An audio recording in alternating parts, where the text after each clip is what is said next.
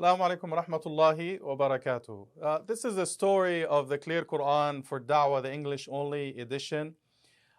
It goes back to the year 2013. I was a visiting scholar in Toronto, and I had this encounter with a non-Muslim cab driver.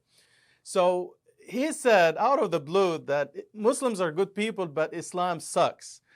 And I was taken aback by what he said, and I told him, what are you talking about? Why are you saying this? And he said, because your holy book, the Quran, calls me as a non-Muslim an animal. And I told him, dude, I'm Hafiz al-Quran, I know the Quran by heart, and it doesn't say this anywhere. Then he cited 855, Inna sharra ad-dawab bi'indallahi alladhina kafaru. And I told him, first of all, when you read a verse from the Quran, you have to read the context to see what it is talking about. And this verse is talking about the pagans of Mecca.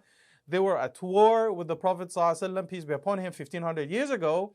And number two, the word dabba in the ayah does not necessarily mean an animal, but it means a moving creature. And Allah defines this word in another chapter, chapter 24, verse 45. So it talks about humans, it talks about birds, it talks about animals, anything that moves on the face of the earth. And he cited his own translation, and he said, my translation says animal. That night I was restless. I visited this website called islamawaken.com, and for every ayah of the Quran it lists about 45, 50 different translations. And the man was right. Many translations use either animal or beast for the word dabba. And I said, you know what? I'm going to start doing my own translation of the Quran. I was familiar with some issues and mistakes in previous translations. I studied at Al-Azhar University my whole life from the age of 7 for the next 30, 35 years. I got my bachelor's degree from there in Islamic studies in Arabic and in English. I got my master's from there. I got my PhD from there. So I had the educational background to be able to take on this tremendous project with the help of Allah subhanahu wa ta'ala. So I started working on the Clear Quran back in 2013.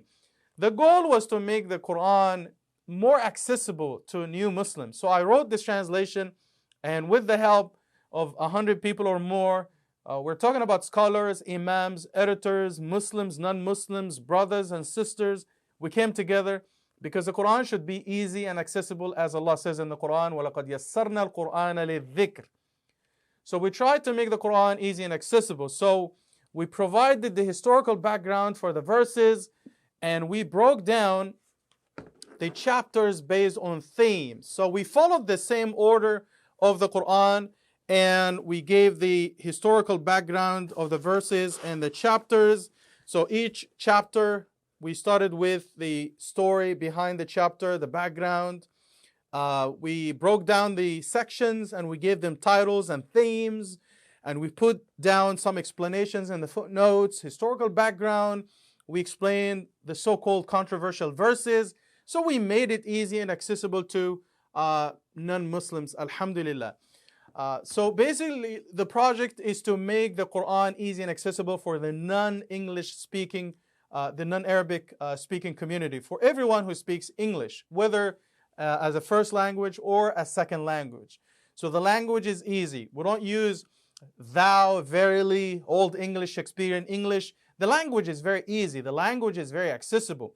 And alhamdulillah, over the course of the next 10, 11 years, we produce different versions of the same translation, hardcover, soft cover, paperback, one column editions, 2 column editions, pocket size, large print, the gift editions. So we have this fantastic edition.